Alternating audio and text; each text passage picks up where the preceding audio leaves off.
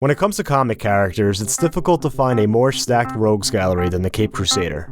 Over the years, we've seen Batman face off against a number of these iconic villains in both live action and animation, but every time a new Batman story takes place, there's a great opportunity to reintroduce these characters in a new world to a different audience. The Batman did a great job of establishing this version of the Batman and Gotham City, and with subsequent films and television series set to take place in this universe, Matt Reeves and company have an excellent opportunity to further expand upon the underbelly of Gotham. With Riddler, the Penguin, and Joker all set to return in future projects, who else would we like to see face off against America's favorite sad boy billionaire vigilante? Welcome back to another episode of Nerd Soup. I am Aaron the Nerd Soup Monkey, and today I'll be going over which villains we would like to see in the upcoming Matt Reeves Batman projects.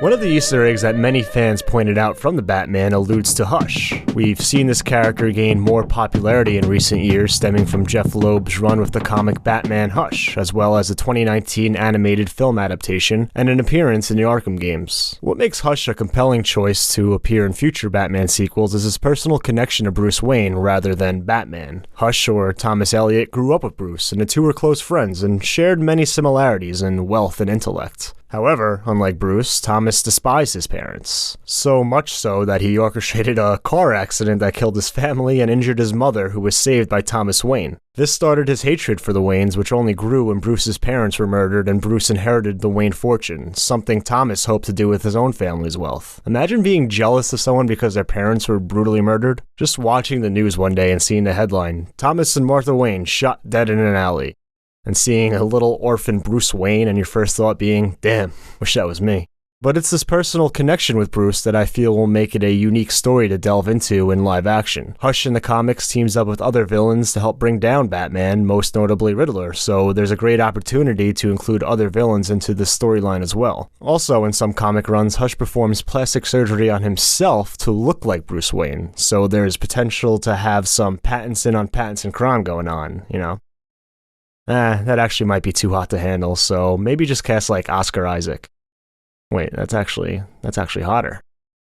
Speaking of Oscar Isaac, the actor has been rumored to play Harvey Dent in upcoming Batman projects. Although we've seen Two-Face in live action a couple times already, I think the character of Harvey Dent is too important to Batman to omit from this universe and can help supplement other villains wonderfully. I think the best way to do this is to establish the Harvey Dent character in the potential Arkham series rumored to be coming to HBO Max set in this Batman universe. Coming off the events of the Batman and in need of a new DA to help restore order, Harvey Dent could be introduced as one of Gotham's saviors along with Batman. And that's why I think this series is a great idea, as it allows to further build this universe and feature characters that might not get enough time to fully develop if they were just in a standard film. I would love for them to approach the show in like a pseudo courtroom drama where we see Harvey as the one who sends these villains to Arkham Asylum and slowly lead up to his eventual evolution or de-evolution into Two-Face. Slow descent into becoming the opposite of what you stood for. I mean, The Dark Knight put it perfectly. You either die a hero or live long enough to have half your body suffer severe burns while your girlfriend blows into pieces. Poison Ivy is the first character from the film Batman and Robin that I think desperately needs a live-action reintroduction in Matt Reeves' Batman universe. But not the last.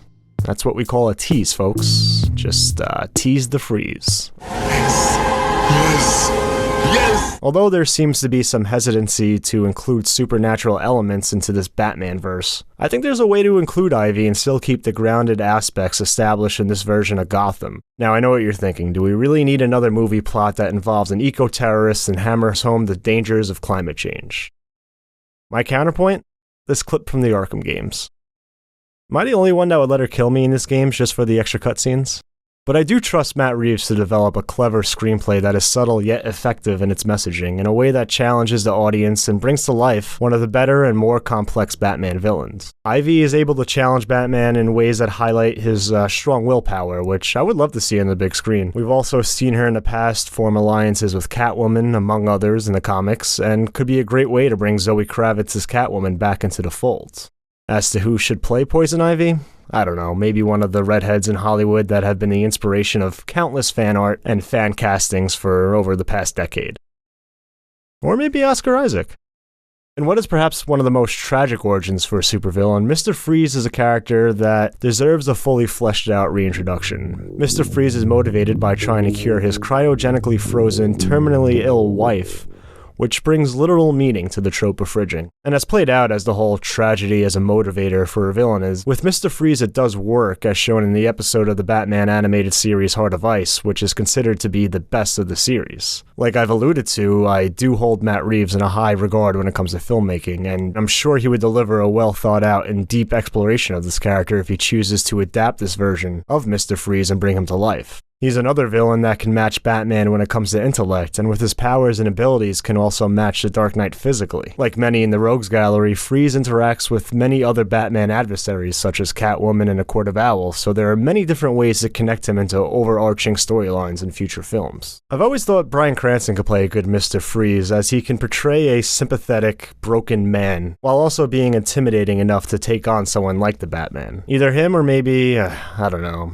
Oscar Isaac? Another Easter egg that fans have pointed out from the Batman can allude to the inclusion of the Court of Owls, and I sure hope so for Paul Dano's sake. Bro, you gotta go read Court of Owls. Court of Owls is the best one. I didn't read Court of Owls. Good. Scott Snyder's Night of the Owls is a standout when it comes to the new 52 Batman comic runs, and seems to be a fan favorite when it comes to what we want to see adapted into live action. This is a story that I think best aligns with what was established in this version of Gotham, and has the potential to show a side of Batman that we rarely see. The court consists of a secret organization comprised of the wealthiest individuals of Gotham City that pulled the strings and influenced the politics of Gotham. This can tie together with the current storyline very well if we see Bruce try to revamp his father's dream of restoring Gotham. The Court of Owls are able to test Batman in ways few have been able to do. Like in the Batman, the detective element would be on full display, as well as excruciating mental and physical resolve. As I mentioned, the court consists of many different individuals, so it's hard to really cast each individual person involved in the Court of Owls, but like, I don't know, maybe if we just take Oscar Isaac and just CGI multiple Isaacs. I think that would be pretty dope. Like many of Batman's adversaries, Hugo Strange is obsessed with the Dark Knight, even going as far as dressing up like the Batman. And when he isn't winning cosplay competitions, Strange's other hobbies include psychology and experimenting on people. One of the more mentally unhinged Batman villains, he is extremely dangerous, especially since he is one of the few that actually know Batman's true identity, Bruce Wayne. An adaptation from the Prey storyline could be a clever way to dive into his obsession with the Bat, as he is hired by GCPD to help profile Batman, which could show a deeper exploration behind the character in ways we haven't really seen before. There's also a great opportunity to introduce this character in the Arkham series, as he has been known to experiment and deal with many of the criminals that are locked up in the asylum. Again, Strange is another character that tests the mental capabilities of Batman, which I still find to be the most compelling stories when it comes to this character. Give me like a Christoph Waltz portraying Hugo Strange in a Batman film, and I'll fucking take that any day of the week. And if there happen to be any scheduling conflicts, someone comes to mind that could also play the character. I feel like this list can be much longer, and I can argue for many other villains to be the perfect choice to go head-to-head with old Batsy. I think a Red Hood adaptation would be great, you could do Clayface, and the list goes on. And at the end of the day, I just want another great Batman film, whether that includes any of the 6 I mentioned or someone else out of the stacked Rogues Gallery. Ultimately, like all things, time will tell, and I have complete confidence whoever they decide to include in future projects will turn out to be a great choice. As for an honorable mention, I feel like the Snyder Cult could be a good choice, as their unrelenting quest to restore the Snyderverse and destroy Robert Pattinson's Batman could make for a compelling arc.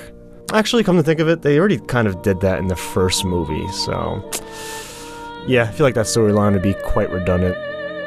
Damn, we were making some good points in that video.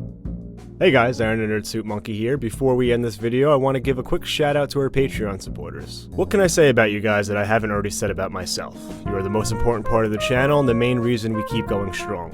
Like Bo says, you keep the lights on in the fridge so the fridge is full. Or something like that. So, from everyone here at Nerd Soup, I'd like to thank you guys for your continued support. If you're interested in joining the ranks of our patron supporters, head over to patreon.com/nerdsoup and check out the rewards we offer to our patrons. We recently dropped some new stickers for you guys to check out, or you could choose a tier that will allow you to select a movie, show, or video game for us to review. We've got a full slate of fan-suggested reviews coming your way, and we're really excited about the chance to review some of those movies and shows. We've also got t-shirts, mugs, behind-the-scenes videos showing how we bring our videos to life. And once again, thank you to all our Patreon pledgers who have been supporting us throughout the years. Without you, we wouldn't be able to convert all your pledges into cryptocurrency, so thank you from my future self for making us rich.